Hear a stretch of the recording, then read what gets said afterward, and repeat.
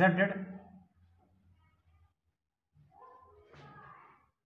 by the gaseous molecules.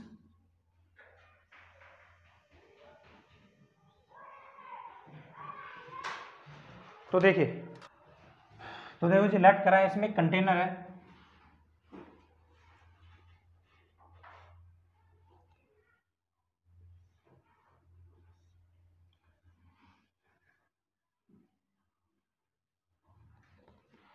इस container कुछ ना कुछ साइज होगा, this is suppose to be A, और इस कंटेनर के अंदर लार्ज नंबर ऑफ पार्टिकल्स हैं। कोई भी एक पार्टिकल कंसीडर कर लिया, कोई एक पार्टिकल है, ये पार्टिकल यहाँ से एक्स डायरेक्शन में भी मूव करेगा, वाई में भी मूव करेगा और जेड डायरेक्शन में मूव करेगा। एक्स डायरेक्शन में जो मूव कर रहा है उसकी वेलोसिटी कितनी है x1, और वाई डायरेक्शन में जा रहा है उसकी वेलोसिटी कितनी है y1, और जेड में वेलोसिटी कितनी है z1। इसी तरह से इसके अंदर n पार्टिकल्स हैं, तो ये n पार्टिकल्स है, तो n पार्टिकल इस डायरेक्शन में चलेगा तो कितनी वेलोसिटी चलेगा xn, y में yn, और z में चलेगा तो zn। ये क्या उनकी कंपोनेंट वेलोसिटीज है, क्या है कंपोनेंट वेलोसिटी। और ये जो पार्टिकल यहाँ पे चल रहा है, इस सब ये पार्टिकल अगर तीनों डायरेक्शन में चल रहा है तो इसकी कुछ ना कुछ रिजल्टेंट वेलोसिटी भी होगी, तो c1 क्या है उसकी रिजल्टेंट वेलोसिटी। इस तरह से n पार्टिकल है तो n पार्टिकल की रिजल्टेंट वेलोसिटी कितनी है cn। ये बात समझ में आई। तो यहाँ पर अगर मैं बात करूं कि इस क्यूब का जो ये साइज है वो कितना है a है, the size of cube this is suppose to be A, तो इसका वॉल्यूम कितना होगा, वॉल्यूम, तो वॉल्यूम का फार्मूला में पता है a की पावर 3 होता है। ये बात समझ में। अब इसके अंदर कोई भी हमने एक पार्टिकल कंसीडर कर लिया, ये वाला एक पार्टिकल है, ये पार्टिकल x में मूव करेगा, y में मूव करेगा और z में मूव करेगा, तो इस पार्टिकल की ये जो रिजल्टेंट वेलोसिटी है c1। तो अगर बात करूं c1, c2 और cn, ये क्या है उसकी रिजल्टेंट वेलोसिटी है, क्या बेटे रिजल्टेंट वेलोसिटीज हैं। एंड x1, y1, z1 और xn, yn और zn क्या है उसकी कंपोनेंट वेलोसिटीज। तो अगर मुझे रिजल्टेंट वेलोसिटी निकालनी है, तो दो का तो हमने रिजल्ट निकाला हुआ है, अगर मेरे पास ये कंपोनेंट x है और ये y है और मुझे इसका रिजल्टेंट निकालना है तो हम आसानी से निकाल लेते थे, r square is equal to कितना x square plus y square. इसी तरह से अगर मेरे पास तीन कंपोनेंट है तो उसका रिजल्टेंट कितना बनेगा, तो आंसर है c1 का square is equal to x1 का स्क्वायर प्लस y1 का स्क्वायर प्लस z1 का स्क्वायर। दो को सोल्व करके हम क्या करते हैं, तीसरे के साथ निकाल लेते हैं, ये हम लोगों ने पहले भी निकाल रखा है। अब इसमें एक बात मुझे बताइए कि ये क्या है c1 रिजल्टेंट वेलोसिटी है किसकी, a1 पार्टिकल, यहाँ पे कोई पार्टिकल होगा, इसके पार्टिकल का नाम कितना डाल दिया a1, और ये पार्टिकल कितना a1, तो a1 पार्टिकल की रिजल्टेंट वेलोसिटी इतनी है, और ये क्या है उसकी कंपोनेंट वेलोसिटी, तो कंपोनेंट वेलोसिटी किसके इक्वल है, उसके रिजल्टेंट वेलोसिटी के इक्वल है। इसी तरह से n पार्टिकल की अगर वेलोसिटी की बात करूं तो cn का square is equal to xn का स्क्वायर प्लस yn का स्क्वायर, ये तो जाएगा बेटे, और कितना हो गया zn का स्क्वायर हो गया। This is equation number first and this is equation number second. अब किसी एक पार्टिकल के बारे में सोचिए, ये एक पार्टिकल है, सपोज टू भी अगर ये पार्टिकल है तो ये पार्टिकल क्या करेगा, यहाँ से चल के जाता है, this is a b c और डी। तो ये एक पार्टिकल के बारे में सोचो, ये a1 पार्टिकल है और ये x डायरेक्शन में मूव कर रहा है, इस डायरेक्शन में मूव कर रहा है, तो कंटेनर की वॉल के साथ जाकर टकराएगा। तो जब कंटेनर की वॉल के साथ जाकर टकराएगा तो ये क्या करेगा, पार्टिकल कंटेनर की वॉल पे एक मोमेंटम ट्रांसफर करेगा, और मोमेंटम कितना होता है, मास इनटू वेलोसिटी। तो momentum transfer by the particle on the wall of container वो कितना होगा, momentum transfer bye particle on the wall of container, कितना मोमेंटम ट्रांसफर करेगा भाई, तो मास, मोमेंटम का फार्मूला होता है मास इनटू वेलोसिटी, तो मास m है और वेलोसिटी कितनी है इसकी x1, x डायरेक्शन में। इसी तरह से जब वो इससे टकराएगा तो टकराने के बाद ये वॉल इस पार्टिकल को मोमेंटम ट्रांसफर करेगी। अभी किसने ट्रांसफर करा मोमेंटम, पार्टिकल ने वॉल को, लेकिन जब वो टकरा के रिबाउंस होकर वापस आएगा तो कौन मोमेंटम ट्रांसफर करेगा, वॉल पे। Then the momentum transfer by the wall on the particle, तो ये मोमेंटम कितना होगा, तो आंसर है उल्टे डायरेक्शन में जा रहा है ना, तो m x माइनस में हो जाएगा। अब इसका मोमेंटम कितना चेंज हुआ, नाउ आ रहा है भाई, now the momentum, now the change in momentum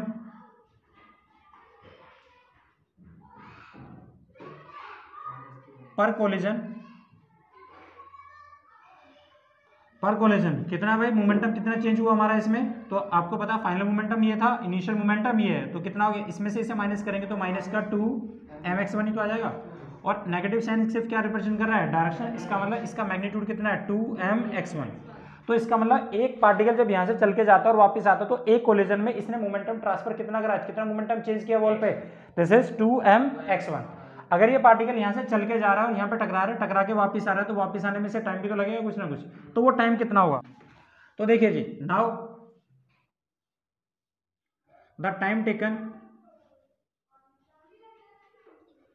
bye the particle in one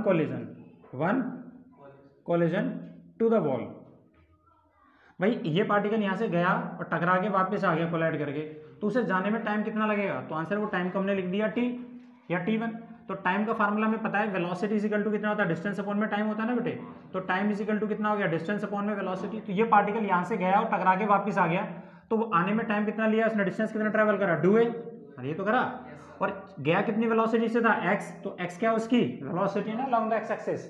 तो इसने टाइम कितना लिया जाके जाने में और वापस आने में, टाइम कितना लिया, t is equal to 2a upon में x1। ये बात समझ में। तो इसका मतलब ये हुआ, ये पार्टिकल जो यहाँ पे जाके वॉल के साथ जाके टकरा रहा है, टकरा के वापस आने में टाइम इतना ले रहा है। अब मुझे एक छोटी सी बात बताओ कि ये पार्टिकल एक सेकंड में कई बार जाके टकरा रहा होगा। भाई ये तो एक बार टकरा के वापस आया, लेकिन एक सेकंड में ये पार्टिकल कितनी बार टकरा रहा है, तो इसका मतलब मैं किसकी बात कर रहा हूँ, नंबर ऑफ कोलिजन पर सेकंड। अब एक बार जाने में टकरा के वापस आने में इसका मोमेंटम है 2, और एक सेकंड में 10 बार टकरा रहा है, तो टोटल मोमेंटम कितना ट्रांसफर करेगा, 20। तो एग्जैक्टली हमें क्या निकालना है इसके बाद, मोमेंटम, नंबर ऑफ कोलिजन पर सेकंड ऑन द वॉल। इस वॉल पे जाके कितना मोमेंटम वो ट्रांसफर कोलिजन करेगा। तो आपको पता है भाई नंबर निकालने में कोलिजन, तो ये किसके इनवर्सली प्रोपोर्शनल होता है, फ्रीक्वेंसी 1 अपॉन में टाइम पीरियड ही तो होता है। अगर ये जाने में और वापस आने में टाइम कम लेगा तो फ्रीक्वेंसी ज्यादा होगी, और जाने में टाइम कैसा लेगा, ज्यादा, तो फ्रीक्वेंसी कम, और जाने में और वापस आने में टाइम कम लेगा तो फ्रीक्वेंसी कैसी होगी, ज्यादा। अब ये तो होता है। तो नंबर ऑफ कोलिजन पर सेकंड किसके इक्वल होते हैं, तो आंसर है 1 अपॉन में t के बराबर होता है। तो इसकी वैल्यू पुट करो जी ऊपर से, इसकी वैल्यू कितनी है, इक्वेशन नंबर 3, पुट फ्रॉम 3। तो यहाँ से जाने में कितना लगा, तो दिस इज x1 अपॉन में 2a। ये इक्वेशन समझ में आ गया। Equation number 4, now the total momentum transfer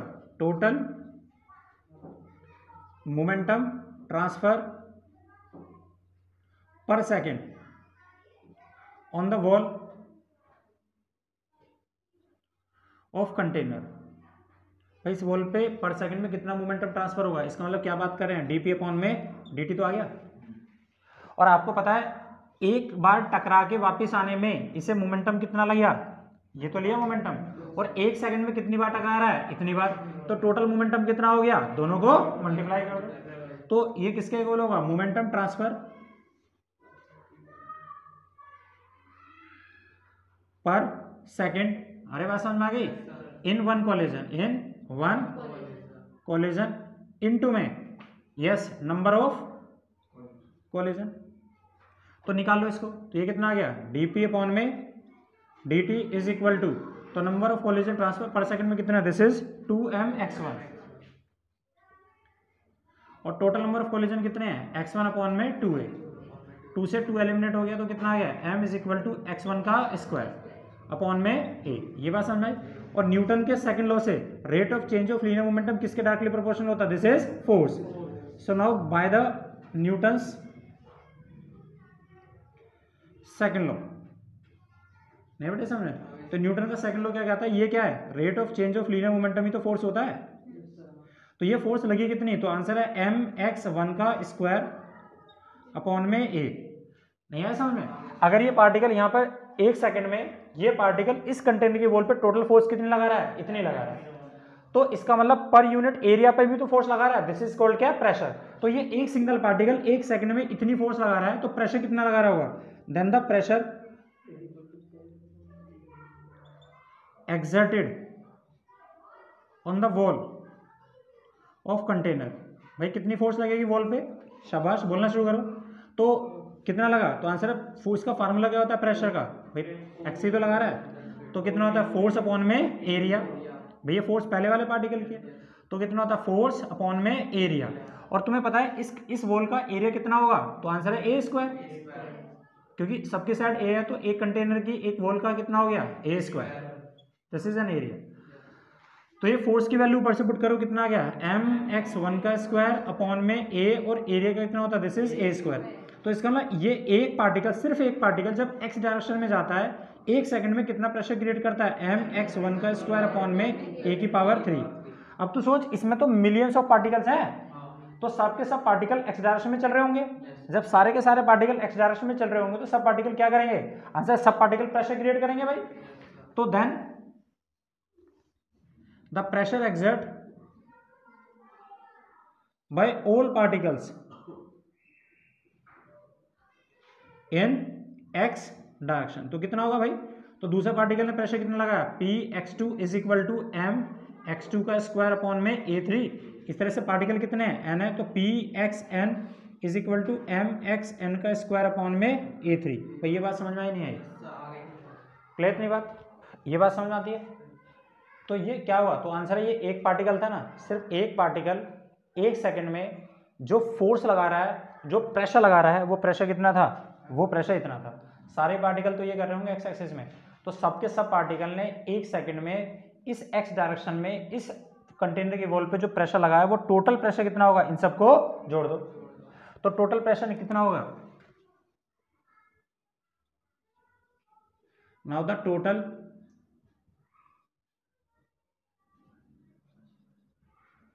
exerted on the wall of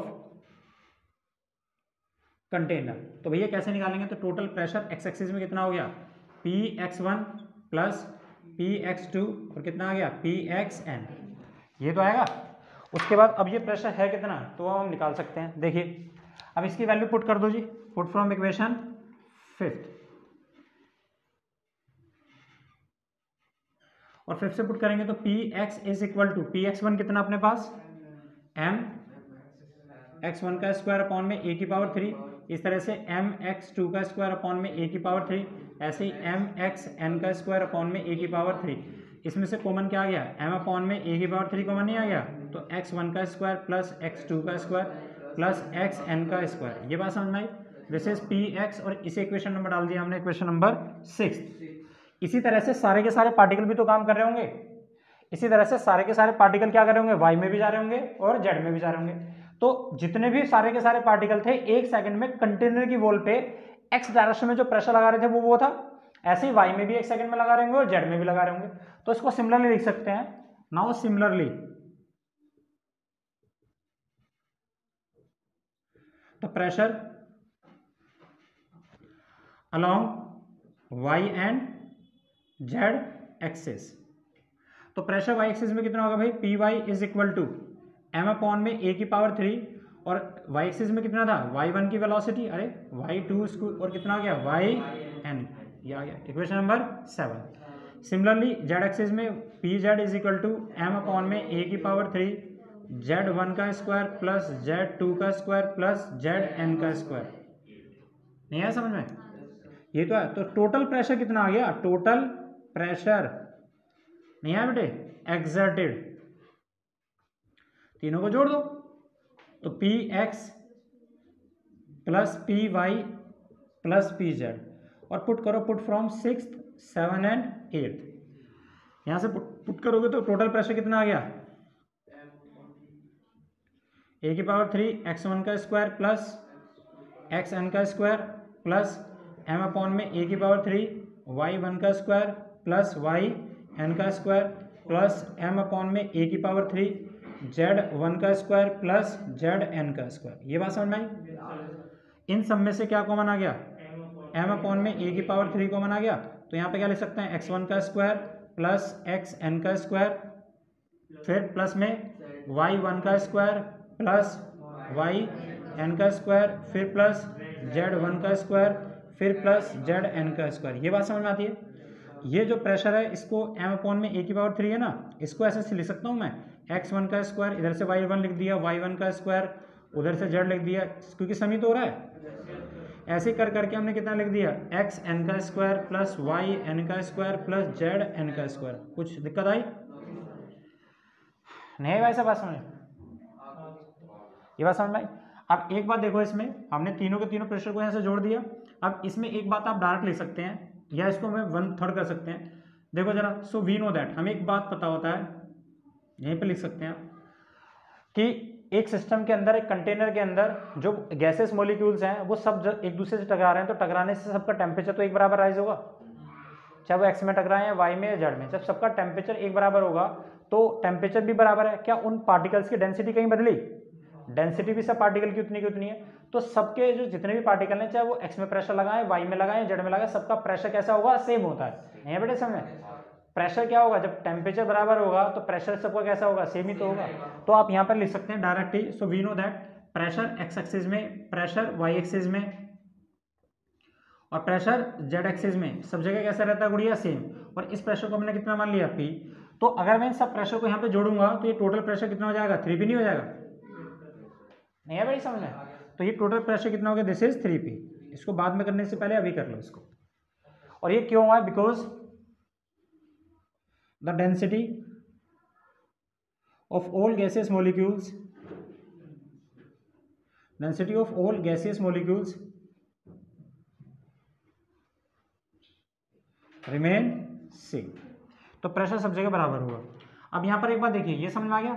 ऐसा लगा इसकी वैल्यू हम लोगों ने लिख रखी है पहले से। ये वाली वैल्यू कितनी है हमारी?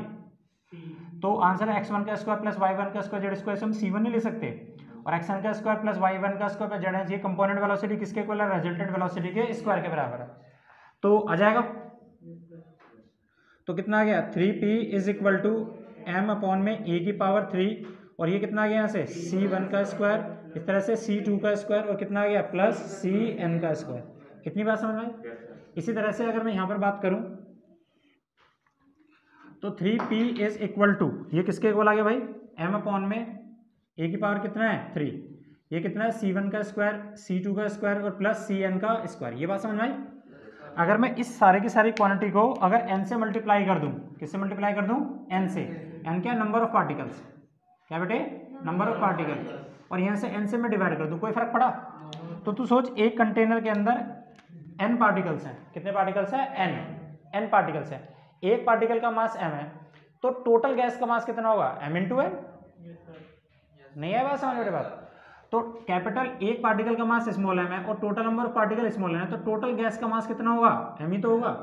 तो मैं यहाँ पे 3p is equal to m into में n को क्या लिख सकता हूँ? Total mass. और इस p को मैं चाहूँ तो नीचे लिख सकता हूँ यहाँ पर, दिस इज 1/3, और a की पावर 3 को वी कैन राइट वॉल्यूम। और ये कितना हो गया यहाँ पर? तो c1 का स्क्वायर प्लस c2 का स्क्वायर प्लस cn का स्क्वायर अपॉन में n नहीं आ गया? इस क्वांटिटी को हम क्या बोलते हैं? मीन। अरे किसका मीन है? तो आंसर है this is the square mean value of their velocity. नहीं है बात समझ में? तो देखिए जी, तो this velocity is known as क्या? ये वाली। तो c square is equal to मैं क्या लिख सकता हूँ? c1 का स्क्वायर प्लस c2 का स्क्वायर प्लस cn के स्क्वायर को हम क्या लिख सकते हैं बेटे? This is n। और ये वाली जो वेलोसिटी है इसे क्या कहते हैं? Mean square velocities of each particles. तो यहाँ पे सारी की सारी सब इस पूरी वैल्यू की जगह मैं उठा के क्या लिख सकता हूँ? P is equal to 1/3 m c square upon में v, और मास अपॉन में वॉल्यूम क्या होती है? दिस इज कॉल्ड क्या? डेंसिटी। तो ये डेंसिटी कितनी आ गई? 1/3 c स्क्वायर। अब ये प्रेशर ज्यादा होगा, ये कम होगा, ये कंट्रोल कौन करेगी? वेलोसिटी। अब जितनी ज्यादा वेलोसिटी बढ़ेगी पार्टिकल की, उतनी ज्यादा क्या होगा? प्रेशर एक्सर्ट करेगा। तो यहां से पता चला pressure is directly proportional to किसके? वेलोसिटी।